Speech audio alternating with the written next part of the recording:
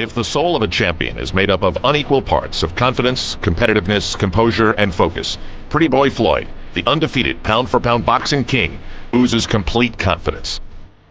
But is it authentic, or part of his mind game, befuddling opponents and misleading those searching for the soul inside? We seek to discover his soul. Once I enter the ring, there's no fighter that can match me mentally. My goal is to be the best ever, and I think I'm the best fighter ever. Floyd Mayweather promised he would humiliate Arturo Gatti before his fans. I beat everybody you put in front of me. And I'm going to continue to beat everybody you put in front of me. This sport is like no other sport. In the boxing, this is combat, this is war. Exhibiting the fruits of supreme confidence, Mayweather has dominated his divisions since beginning his pro career in 1996. Dedication, hard work.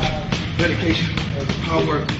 When there's another athlete that can go a decade without an L, then talk to me.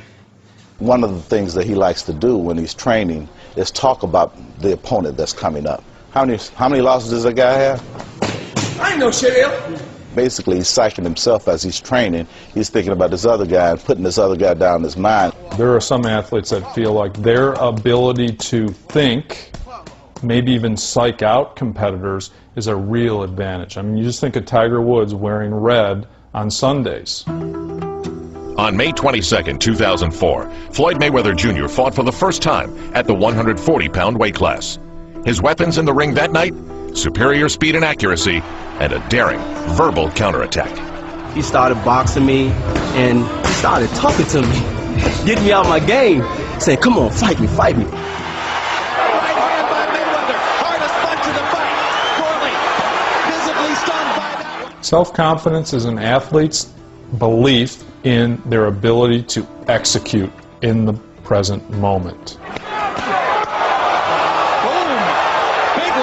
He has that utmost confidence and belief in his ability. Now, the general public or fans see that as cocky. He sees it as confidence. It's not a crime to boast about your talent. All he boasts about his talent. So it's not a crime to boast about your talent, as long as you can prove him wrong. Everything I talked about, if you call it bragging or boasting, whatever you want to call it, I lived up to it. These boys coming to gym, they work out every day. Every day. You know, you start trash talking to them and you know, just trying to put them down a little bit to make himself feel up here where he thought he should be. And that would overcome maybe any fear that he had. The fear of failure, it has to be there for any top echelon athlete. And if it is a fear, I would think it's the fear of losing the stature that he has. Any great basketball player that's out there right now had a lot of great nights, but also had a lot of bad nights, but still is known as a great player. And this sport is different. You know, you lose your #1 spot, the L stay with you the rest of your career. Fear. All at once, it is an athlete's paradox. Either the catalyst for success, or the tripwire for failure. Boxing, you fear losing. Nobody want to lose. Who want to lose? I mean, you lose, that means you like everybody else. The zero means a lot to any person in sports. Not just him. Nobody want to have a loss at nothing.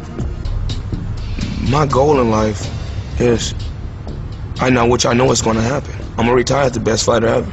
His sole motivation is that he wants to retire undefeated. Being a multiple champion in 5, 6 different weight classes and go down as the best ever to do it. Are they like, oh, he won a bronze medal on Olympics, oh, he won a silver? No.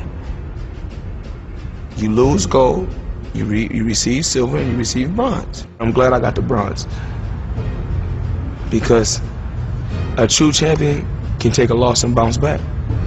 And I feel that was my loss. That was just a way God telling me I need to work harder. So when I got on that plane and left Atlanta, I left it right behind.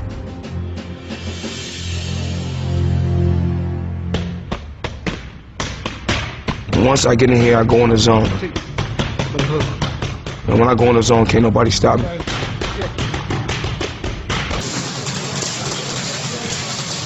I think boxing is harder than any other sport. Once you get in there and it's just you and the other guy, it's tough. You take any athlete from any other sport, and they won't last a round. One round. An athlete wouldn't last one round. In the gladiator world of boxing, Mayweather embraces the inherent sacrifice. In 2002, a freak training accident just days before his lightweight title match against Jose Luis Castillo tested his competitiveness. I was close to the bag when I hit the bag.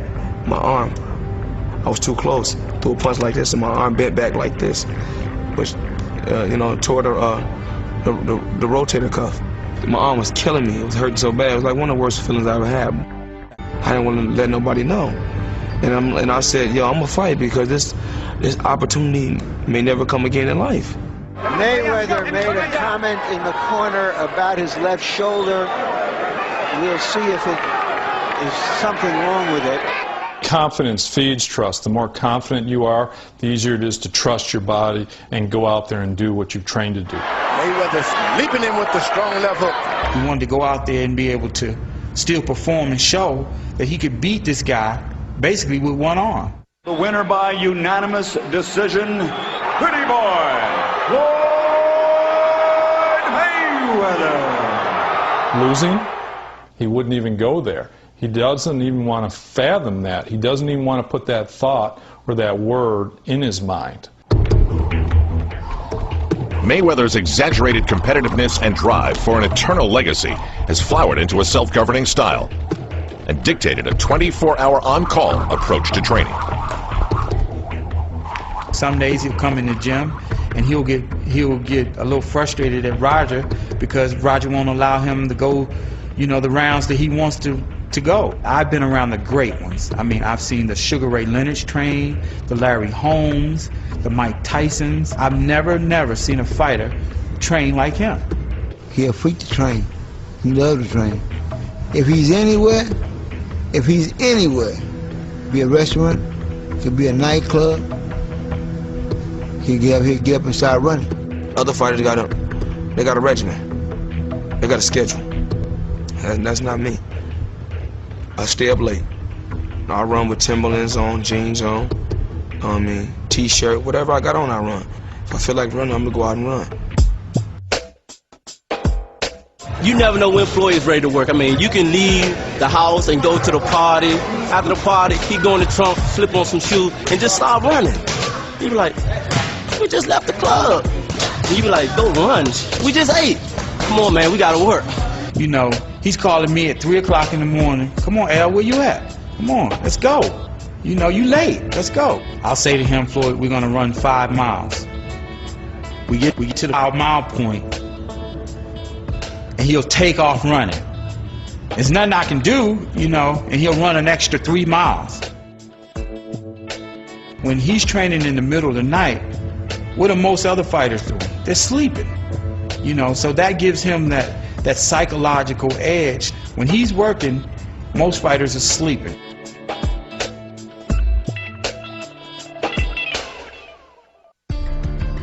I'm just blessed. I don't know why God chose me, but he chose me. I always ask myself, why you chose me? I'm happy it was me that was chosen.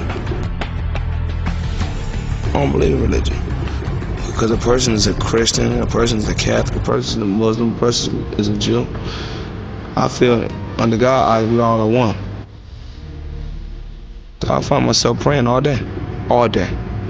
I pray every day and all day. Don't nobody know it. That's one of my secrets. And I told you. Gives him faith that someone's looking over him. And when he feels like someone's looking over him and taking care of him, that gives him that added little confidence. Filled with a spiritual sense of humility, Mayweather has faced, then thrived, in the vice of public attention. Composure is a byproduct of his complete preparation. I never let what's going on the outside affect what's going on in the inside, because I know this is my job and this paved the way for me. And the Gatti crowd responds. When I went to Atlantic City and all the fans are in there rooting for Gotti, that means it's a great feeling. I feel good because I know once we get in that square circle, what I really know in my heart, the fans cannot get in there and fight for a fighter. It's just me and him, one-on-one. Mayweather knocked him halfway across the ring with his own vicious left hook. As Mayweather enters the latter half of his career, he faces the age-old mental struggle, the need to be noticed and to establish a legacy, versus the dangers inherent in losing a fight, and his identity. If he suffered a loss by some chance, it very well could damage his psyche to some degree. But we'll have to wait and see that, because it hasn't happened yet, and I don't see it happening in the immediate future. You don't necessarily have to beat an opponent all the time with your fists as a boxer. You can beat him with your mind, or you can beat him with strategy, or you can beat him with maybe something you said going into the fight. Floyd Mayweather Jr. is a very cerebral fighter, so psychology is part of his repertoire. He's the epitome of what being the soul of a champion is all about, because his work ethic is unbelievable, his dedication, and his belief in himself. But I believe that when all is said and done, that went Floyd, along with Sugar Ray Robinson, along as one of the greatest fighters ever to put on a pair of gloves. And I think that would represent the soul of a champion. I'm 100% sure I'm the best fighter in the world. And I told you that, and I'm for sure about that. And somebody else tell you different, they must not be in a fight game.